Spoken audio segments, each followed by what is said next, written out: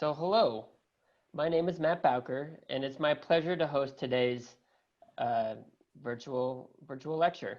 Today, you'll be hearing from Farah Cherif D'Ouezzan. She is the co-founder of the Center for Cross-Cultural Learning in Rabat. She conducts modules, seminars, courses, and workshops on religion, culture, women and gender issues, Islam, human rights, as well as Sufism in Morocco.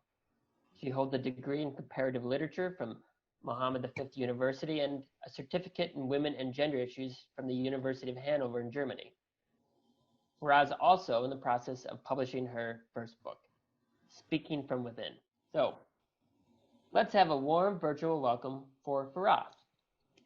Thank you, Matt. Thank you, everybody, for coming to this lecture.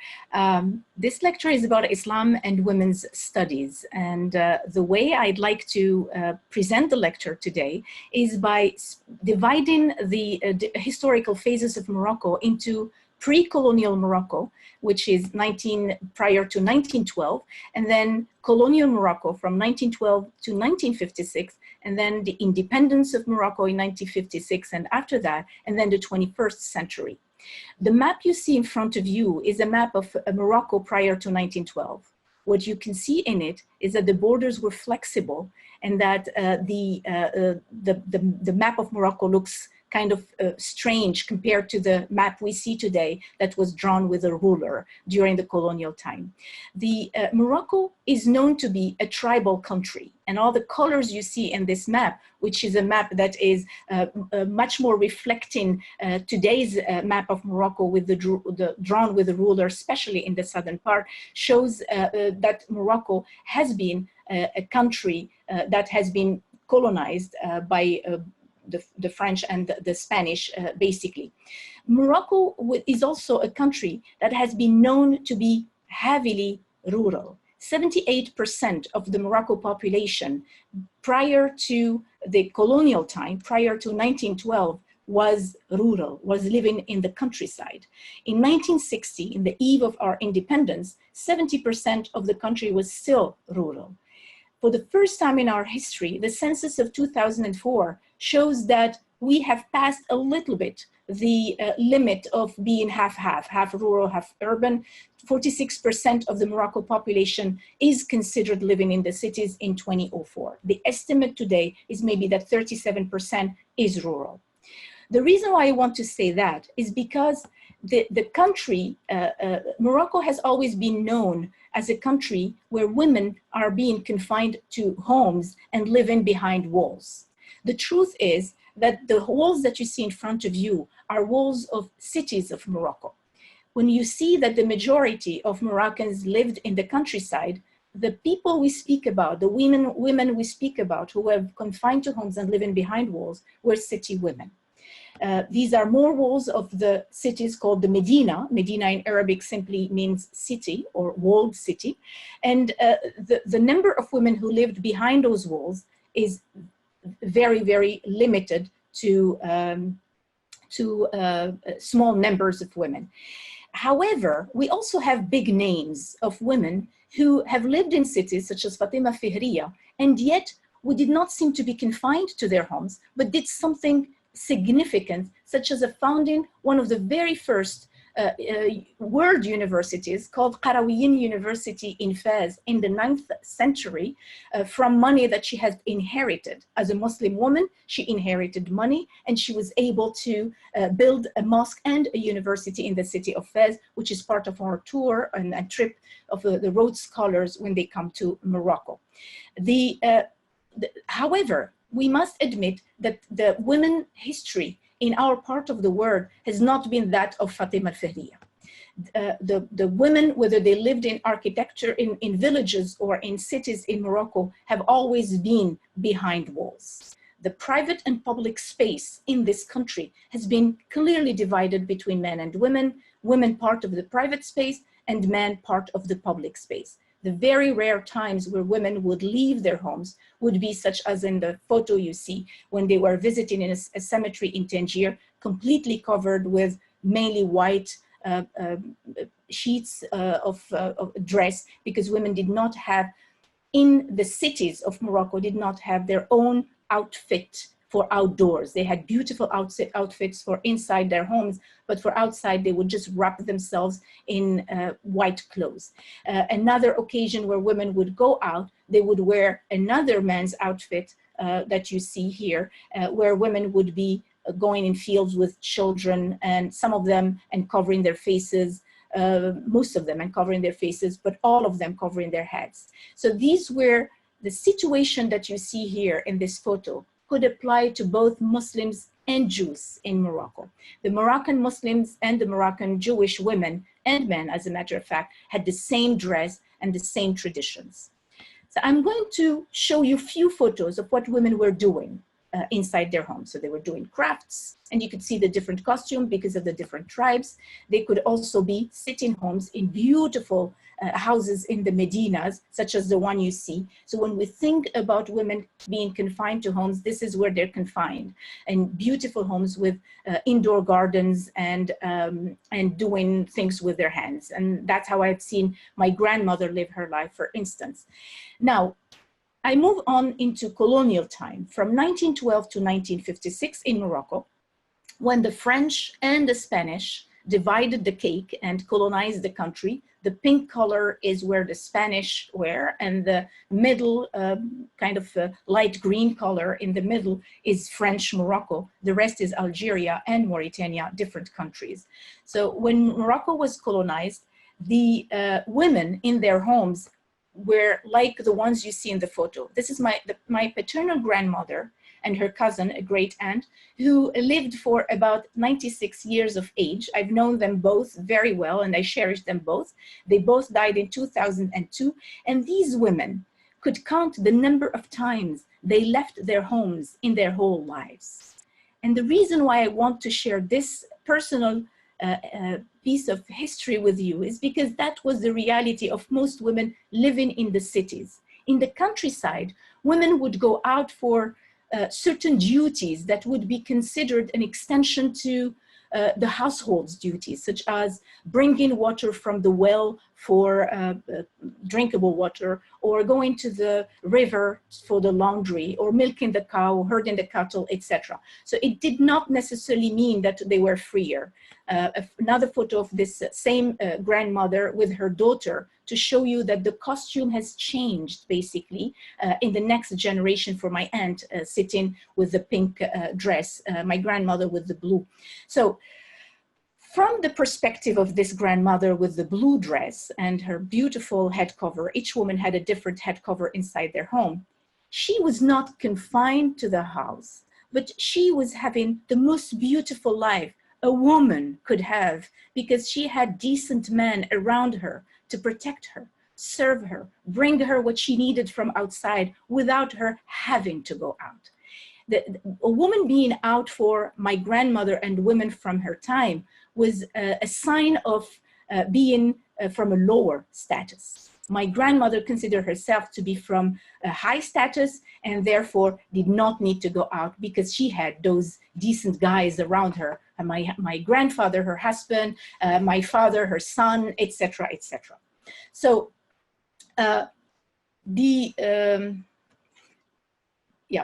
so that's for my grandmother. Now, I want to show you another great-grandmother from my maternal side. The woman standing was 103 in that photo when my daughter was born. And in the other photo to the left, when you're looking at the screen, it's the same person, but she was much younger, if I may. This maternal great-grandmother was also, like my paternal grandmother, illiterate, staying home to some extent. Yet this woman was an active woman who was helping the men during the resistance against the French, and who was smuggling weapons to the Moroccans who were resisting the colonial time. She was very often traveling. She lived in 4 different cities, while the first one lived in the same place forever. Living in 4 different cities in Morocco at the time did not necessarily show a sign of openness or modernity but to the contrary, more of a sign of instability and need. And in the time of this grandmother, although she was proud to be, to not need man, but the truth is that her lower status, the fact that she was widowed at a younger age, made her need to go out. I'm showing you some photos of women outside of their homes wearing a haik, which is the white dress, or a djellaba, which is a dress in the woman in the middle is wearing. All of them are covering their faces. The head is covered with different head covers showing the tribes where they come from. The one with the sombrero comes from the northern rural area of Morocco. We know she's a country woman. We also know that the woman on the right side who is wearing white but not having the sombrero is from the city, from a small town because of her dress. These are situations of how women used to wear whenever they needed to go out, compared to how my grandmothers were pictured in the photos before, with the dresses where the face is clearly not covered, but where the head cover is very different depending on what a woman wanted to dress. So even though during the colonial time, women seemed to be confined to their homes and staying home and not going out very often except under certain conditions, etc., the men in that period were also not allowed inside their own homes unless they were given permission by those same women who seemed to be kept inside their homes. I remembered growing up as a child when my grandfather would come to his own house and would have to sit in the corners of a corridor like the one you see in the photo. This is an entrance of a home in the Medina of Rabat. It's the entrance of our center, basically, which is located in an old house, in a 19th century house in the Medina of Rabat. But I remembered my grandfather sitting in a place like this and having to wait sometimes for a very long time until my grandmother would decide when the Muslim patriarch was allowed inside his own house. So the matriarch role was also part of my childhood among those women who were staying inside their homes. Men were not allowed to roam inside their own house at all. They were not allowed in the kitchen. They were not allowed in certain parts of the house, including the terraces. Everything was under women's control. The same way outside of the house was under men's control. And that clear-cut division existed in Morocco despite the colonial time. However, the next generations slowly seem to be going out, keeping the same costume. So you see women wearing always their djellabas. The ones on the left side are women who obviously are working because they have briefcases. They obviously and most likely are women who are somehow educated. The woman on the right photo on the bike is from the south, from Marrakesh exactly, where in early days women were already riding bikes, which is unheard of in other parts of Morocco, most likely because those places are not as flat as Marrakesh. More women wearing the urban outfit, the djellaba. The one who is obviously and covering her face is a little bit younger than the other one, but both of them are from the same region in the north of Morocco. So if I want to show those photos is also to explain that all those dresses who were for both Jews and Muslims had nothing to do with what the Quran or religion or Islam was asking women to do at the time. Those women did not think about religion as much as they thought about showing their urbanity versus their country origin, which everybody was proud of where they were coming from. But these women were not necessarily having another choice. This was it. And they were proud not to have to go out anytime. Another dress that we see in Rabat, the building that you see behind the woman wearing the haik is still in Rabat. It shows the colonial architecture compared with the Moroccan Medinas and Moroccan villages architecture that I showed you in the beginning. It's still there. It is a building where the post office is in Rabat today, the main post office.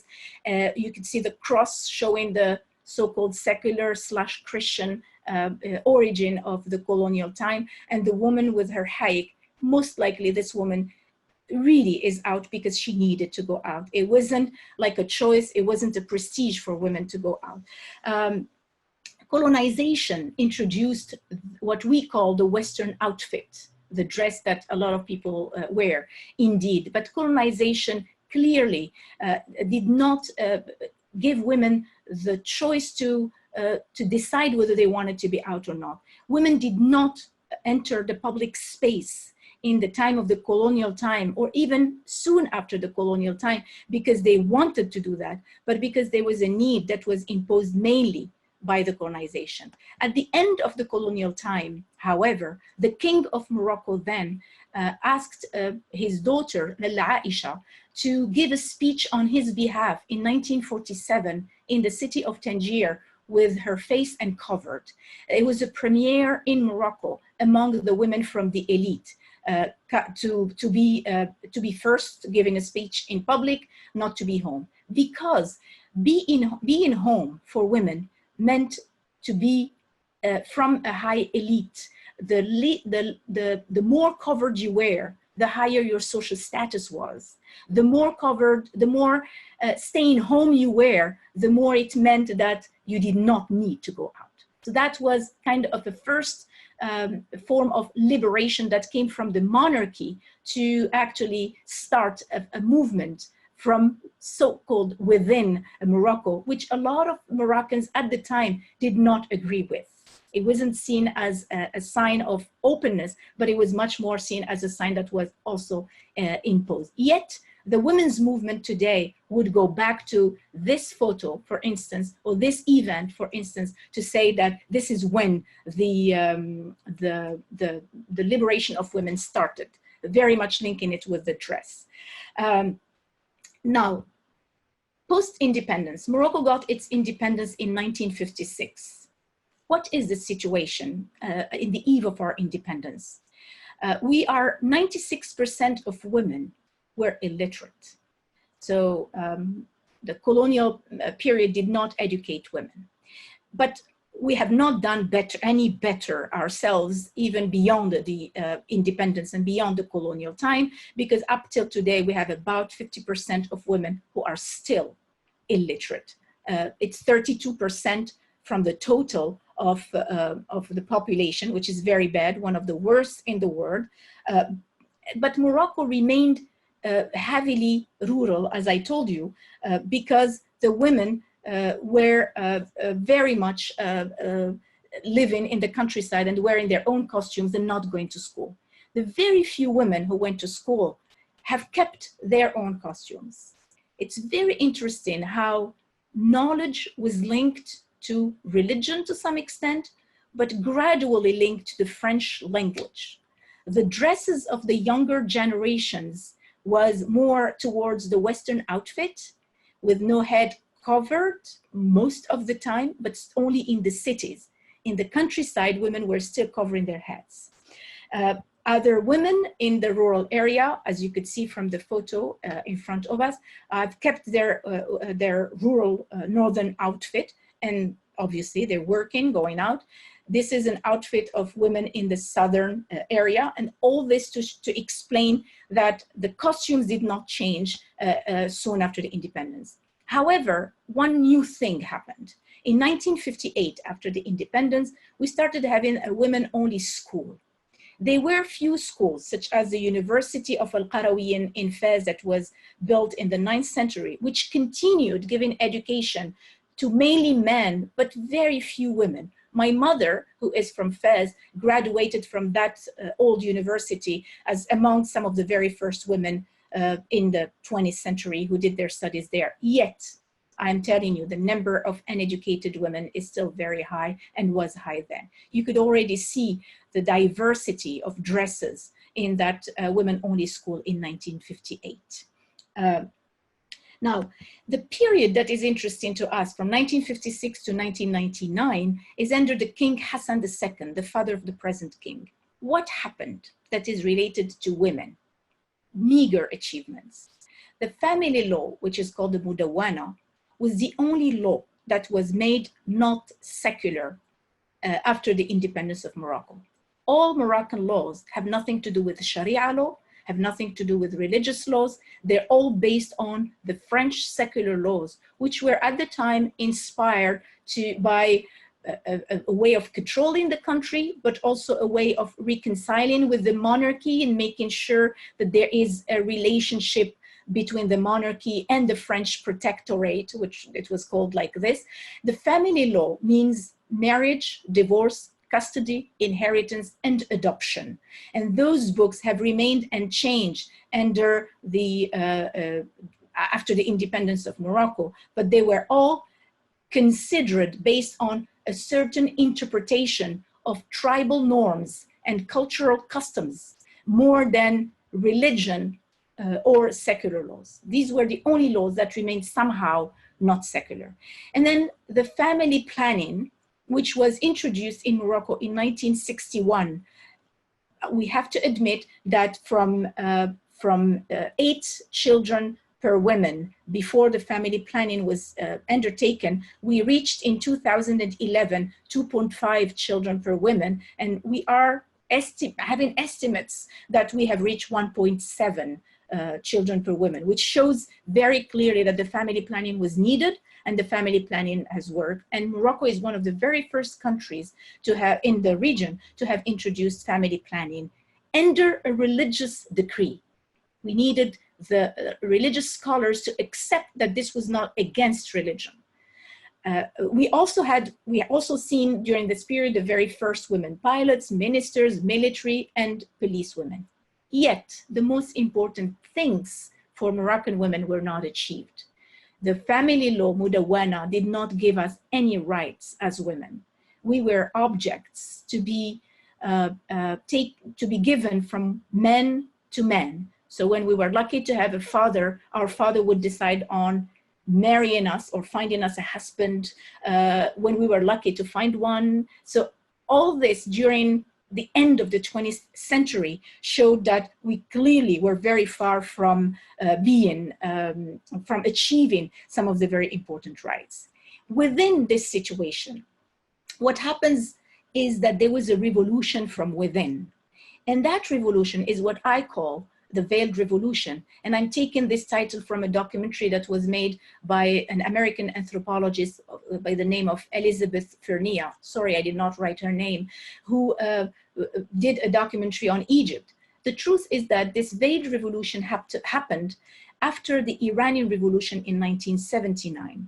What is the Iranian Revolution? I'm sure all of you know about it, but very briefly, the way we see the Iranian Revolution, or we saw it at the time as Muslim countries, is that the Shah of Iran, who was ruling the country of Iran, one of the most authoritarian rulers of the Islamic world, and was overthrown by the Iranian Revolution led by Ayatollah Khomeini in 1979. That Shah wanted his country to look Western despite of everything and rich despite of the realities that were showing otherwise. One of the things that this Shah has done was to cut the dress of Iranian women, the chador, which made his country look awkward, backward, and which is very much like the Moroccan dresses where women were covering their faces and their heads, etc. He did not want the women to go out in the street dressed in that dress.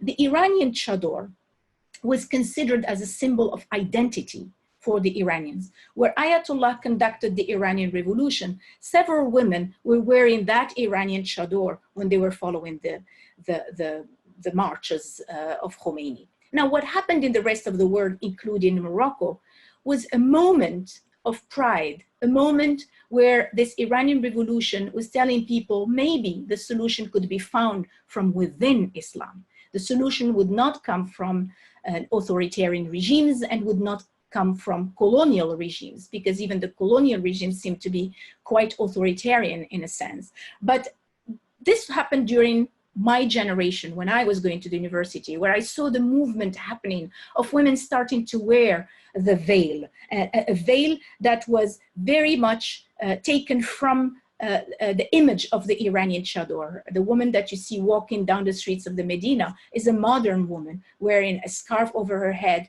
and the Moroccan dress, a djellaba, and that scarf was called the hijab.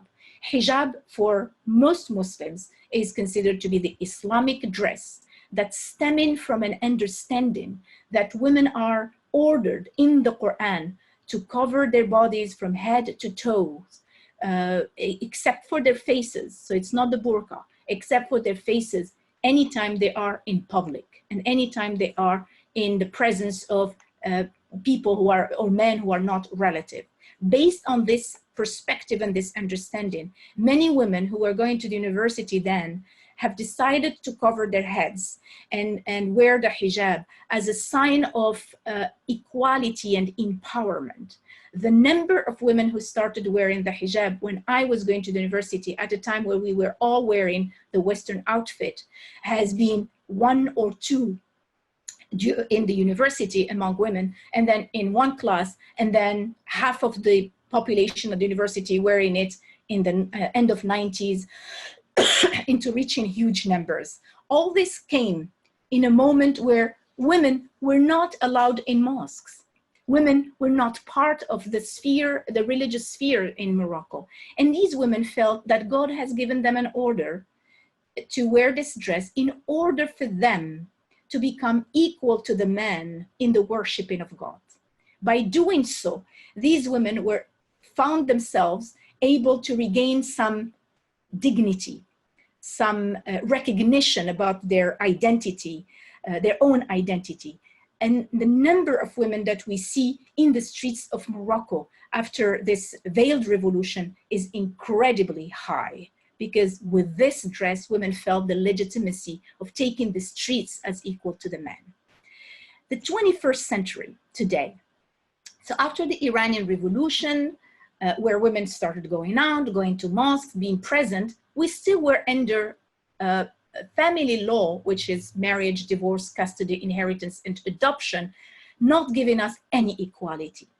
Up till the time where the King Mohammed VI, who is the present King of Morocco, decided to have different reforms. Some of the reforms you see on the screen, for me, are of meager result. We put women in politics under a quota. We did not reach more than 81 seats out of 395. We have not been able to have a lot of women in the working sphere. Yes, we have some more than before, but most of them have no diploma. Only 22% of women are active in Morocco. But the true, genuine reform that happened was the family law reform, the Moudawwana reform. In 2003, we realized, thanks to a committee that was formed by the King Mohammed VI, of people coming from different disciplines, including women's movement, Muslim scholars, lawyers, psychiatrists, name them. All of them came together to try to work on the family law. And what they found out was that 80% of the laws in this family law had nothing to do with religion, but they were all based on tribal norms, the way people lived in the tribes. They knew each other. They did things the same way as you would do them in a tribe. And they found that 20% of those laws in the family law, in the Moudawwana, had to do with Sharia law, or a certain, I would say, a certain interpretation of Sharia law, especially when it comes to inheritance and polygamy. And I'm going to give you an example. The verse of polygamy says that a man is able to marry 1, 2, 3, up to 4 wives if he could love them and treat them equally, but he can't. Now, when we look at all the interpretations of this verse, everybody speaks about he can, but no one speaks about he can't. The meaning of it is that Islam came gradually, that at some point the men will realize that they will not be able to treat women equally, and therefore, if you can't, the Quran says 1 is enough. But basically, in practice and in statistically speaking, polygamy has gone down in this country, not because of the reform of 2003, but because of it was out of fashion. So when I was growing up, for instance, my father's generation was already a generation that was not necessarily polygamous. Few people were. The statistics prior to 2003 showed that 1% of marriages were polygamous in Morocco.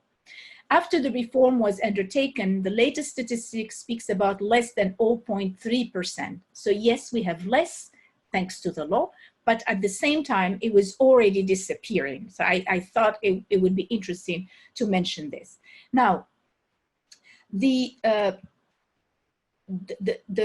slide I'm showing you here is when the reform happened in October 2003 of the family law. Women went out celebrating. I myself could not believe that for the first time in our history, I as a woman would have the same right as a man when deciding who to marry, when to divorce, the custody of my children, etc. We have not been able to achieve a lot of rights that women are hoping to achieve. But when you have lived before 2003, and when you got married like me prior to that, and you know that under the marriage contract that existed, I actually belonged to the man I had married. I was lucky because the man I married was not a bad guy, but the truth is that I belonged to him, and he would be the one to decide on me having an ID, issuing an ID or not, having a passport or not. After the law of 2003, I have an ID like a Moroccan citizen, equal to the man. I don't need my husband's permission to travel, etc., etc. So for us, it was a big jump indeed. And that's why you see women from different areas of the country celebrating. It happened at night when the king presented the project to the parliament and asked the parliament to vote for it. So we went out, we were blowing horns, and everybody was celebrating. We still celebrate in October 2003 the reform. The reform was excellent for the time it happened. I have to admit that today the reform is not any good. We need further reforms, and we have not done much. Now, I'm showing you some diversity in the photos to show that all these women that you see in the photos are women who are from Morocco. Many of them are covering their heads. Some of them are covering their heads and calling it the Islamic hijab, so they're doing it for religious purposes. Others are covering their heads just because maybe it's a bad hair day, maybe it's their style, maybe it comes from their tribe, and there's only one who is not covering it. The choice to wear it or not wear it today is not an easy matter, because you have the pressure of the society, you have the pressure of the community, you have the pressure of your own faith as a religious person. Am I doing something wrong when I'm out covering my hair? What does the Islam say? Am I eligible to interpret Islam for myself, etc.? So unless you speak to every single woman about her story, why she's covering and why she's not covering, you actually cannot get the full story about why she is wearing the hijab. Often women speak about the fact that they were not able to do sports, they were not able to travel, they were not able to do so many other activities because of the situation of women before. But the hijab, and not the family law, gave women the possibility to play sports, as you can see, on a beach, and their men sitting there and women are playing sports with their hijab, and feeling very comfortable with it, much more comfortable than if they were with their bikinis on beaches. And I speak from experience. It's not easy for every single woman to be with a bikini on the beach or be able to surf, or even, so you could see that the hijab, the burqa, what we call now the burkini, interestingly enough, is the new dress for women to be able to accommodate what they want to do. So all this happened at a time where women needed to change the laws that were not necessarily in their favor. But all this also happened in a time when the family law was changing, was giving more rights to people, it did not tackle certain areas that were very important to women. I can speak from experience. Morocco's women who are covering are more numerous. We don't have real statistics, but you have more women covering their heads, dressing in a modest way than women who are uncovering. My generation was the first one to cover under the name of the veil of enlightenment. And then the next generation is a generation that inherited different types of costumes and just had the choice of which one to wear. And then the generation of today, young people who are 18, very often do not wear the hijab. Because for them, while the hijab was very important for their mothers or grandmothers my age, it was very maybe important for us to have a say within religion because we needed that say. For them, they want something else. It's not necessarily the interpretations of religions that they're looking for, but it's maybe other interpretations and other rights that they're looking for. The achievements for women in the 21st century are very interesting. I'm going to speak also about challenges, but the achievements are very interesting. While we are a country that counts about 50% of its women being illiterate, we're also a country where 60% of the students in the School of Medicine are women, where 70% of the pharmacists in the country are women. We also have achieved possibilities to divorce, to remain single if we wanted by law. So yes, there are social pressures, there are cultural norms to follow, but the law has been able to secularize certain aspects that were considered under the Islamic law.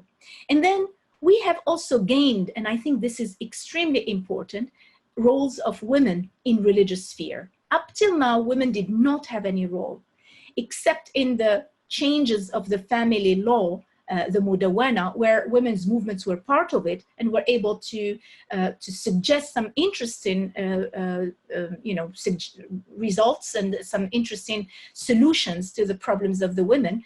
But overall, and when it came to religious matters, it was the man scholar who had to take a decision or decide for the women of this country. And in 2004 in Morocco, there was a new phenomenon that happened following the terrorist attacks of Casablanca in 2003, when we realized that the Islam we were talking about was not as moderate as we thought it was, because unfortunately, they were young people who committed those suicide attacks in Casablanca in 2003. So what the government and the monarchy, especially the regime, decided to do was to offer orientation and guidance in religious matters to people. So besides the men who are called imam or other denominations, we created for the first time in Morocco what we call Mourchidates, which means women religious guides, to talk to other women, but not only, to men too, to children, about religious matters, how to explain to them the religion, the way Morocco wants to portray itself in a moderate way, in an open way. As you can see, all these women are covering their heads, most likely for religious reasons, but not only. And all of them are memorized the Quran, part of it, and can explain it, can explain the sayings of the Prophet, can explain the laws from within religion, etc. So these are, to me, this is a big achievement, because for the first time, women are able to go to other women to speak about religious matters, or how to do this, or if I cannot do that, what shall I do? Especially women who are illiterate, or women who have basic education. Another phenomenon that happened was to have more women in law. It's not a lot, and to tell you the truth, while among the religious guides, the Mourchidates, half of them are women, which is a big number, 50% are women, 50% are men. Among the judges, only 1/4 of our judges are women, 1/3 of our lawyers are women, and 1/3 of our religious notaries are women. Now, while the judges and the lawyers are dealing with secular matters, not necessarily religious ones, the 1/3 religious notaries that I'm mentioning is a new phenomenon that only happened in 2016. So what I'm saying is that the 21st century is a century where women are being involved to some extent in the decision-making about religious matters. It's still very slow.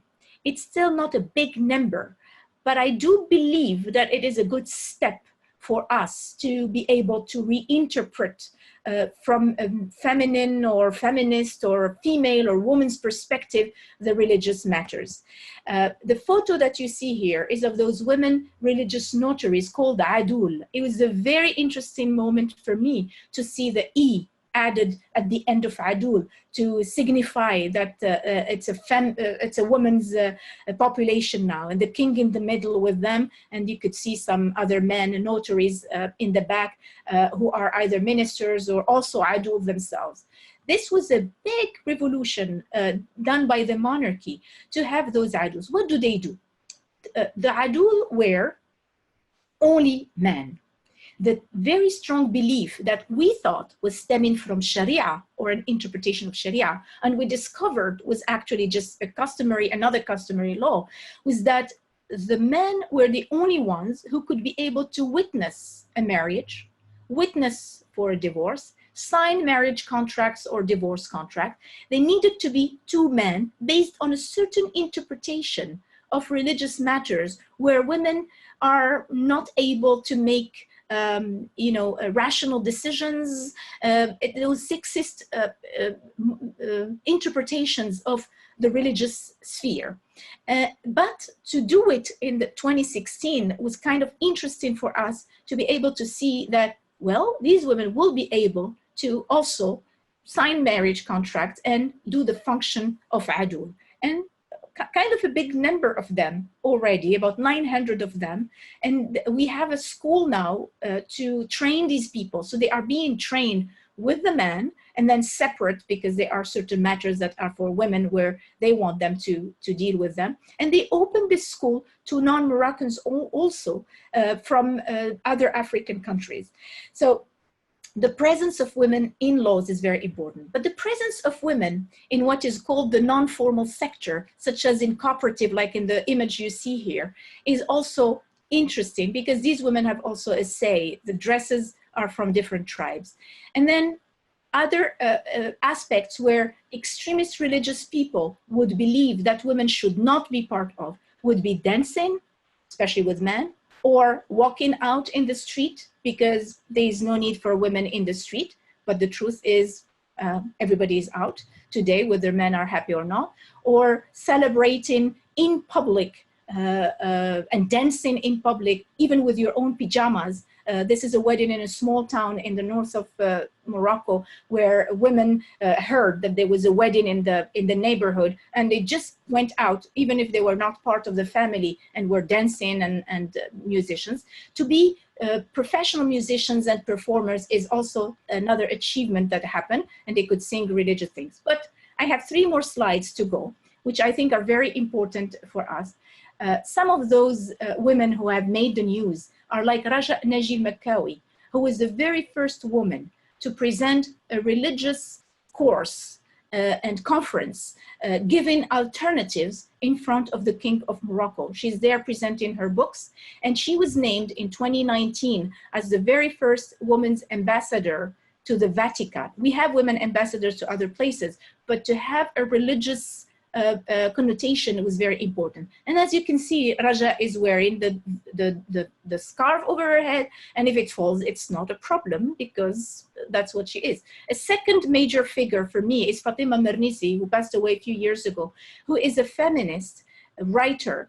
Her books are all translated into English, and I would highly recommend them to anyone who is interested in the topic. She is the gender and women's studies in Morocco. She presents a feminist, modernist, Muslim perspective on women in Morocco. And then Asma al-Marabit, who has been the head of the highest religious institution for 11 years in Morocco, and who decided recently to take off the hijab because she considered that there was no reason for her, after her research, that it wasn't a mandatory thing in Islam. Also, a couple of her books, I think, are translated into English, but she writes in French. Now, what are our challenges? Still a lot of challenges. Besides everything that I showed you, domestic violence, still debatable and discussed, and extremist Islamic interpretations do not consider domestic violence to be something to discuss. Women's rights are still a problem. Maternal health, we still have issues, especially in the countryside. Education and illiteracy, despite of the fact that education is mandatory for all, including women in Morocco, but it's not being enforced, and that's why we see a lot of illiteracy and employment, especially among women, and a lot of discrimination and sexism. Thank you for your attention. Thanks, Farah. We have a lot of questions. Okay, good. All right. So we have several questions about some specific customs and how they developed. So how did the practice or ritual of women and men praying separately develop? Okay, the practice developed in early Islam. During the time of Prophet Muhammad, men and women were praying together. But after his death, there was a decision made by one of the leaders of the Muslim communities that men and women should be separate. So there was a separation, but then gradually in certain countries, including Pakistan, including Morocco, many countries, especially in the 20th century, 19th and 20th century, women were not were prevented from going to mosques, but encouraged to stay home and not even to pray. So that's why I'm speaking about a Morocco where when I was growing up, I was 13 years old when my mother took me to the mosque for the first time, and we had to pray in the sidewalk because there was no space for women in the mosques. So I personally witnessed the opening of the mosques to women in my country, in cities. Wow.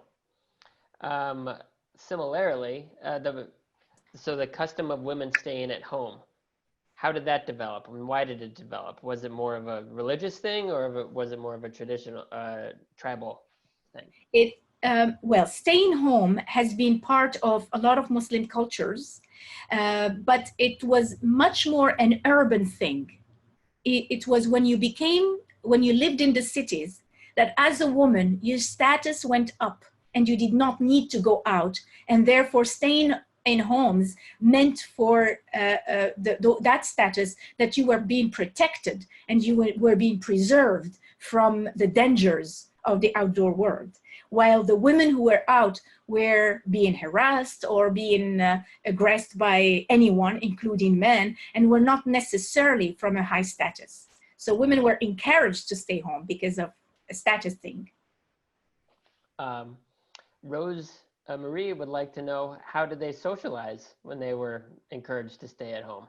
Oh, don't worry about them, because especially when you lived in the cities, most homes were full of extended family members. I remembered my grandparents' home.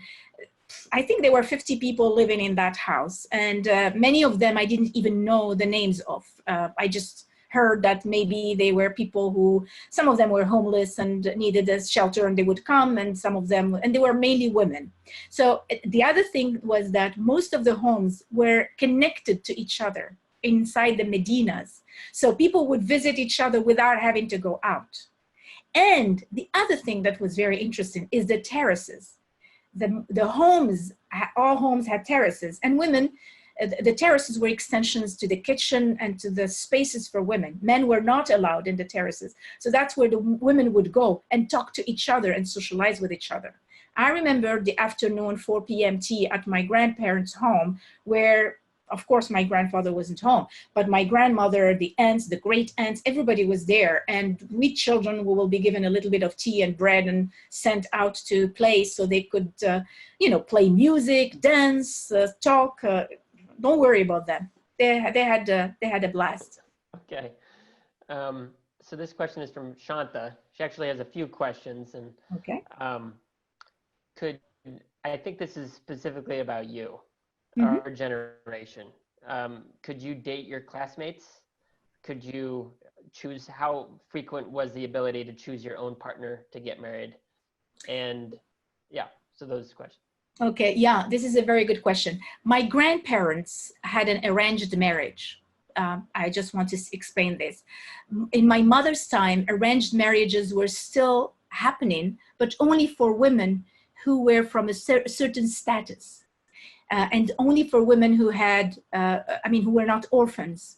Very often, those who started the change had to start it because of the need, because there was no one to give you away as a woman. Then you had to choose your own partner. Now, in my generation, we are the generation who really wanted to rebel against arranged marriages, but at the same time, we didn't want to be taken for loose women. In my generation, most women have not had arranged marriages.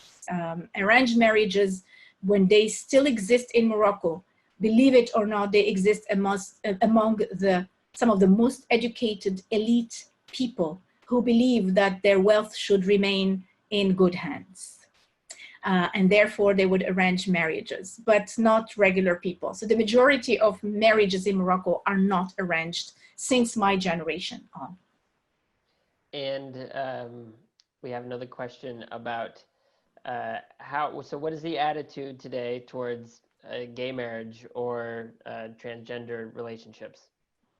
Very bad. Yeah, unfortunately. By law in this country, we still do not recognize homosexuality as being, sorry about that, normal, between quote. By law, we don't. However, the attitude is somehow swaying between human rights activists who want a recognition of homosexuality or LGBTQI as being part of life and should have the right to live their lives, and those who, from an extremist point of view, both Islamic and traditional, but sometimes not only those, sometimes certain secularists are not that open and consider it not to be normal, are against it. So we have a huge debate in this country, and it's happening just in these days, where we are having transgendered who are declared being transgendered. Even if the law is against, they are living their lives and they're fine. We have homosexuals who now are opening up the discussion, and we know them, and some of them are major figures in the Moroccan society. But the truth is that it's not easy at all for people from this category to live a normal life in Morocco yet.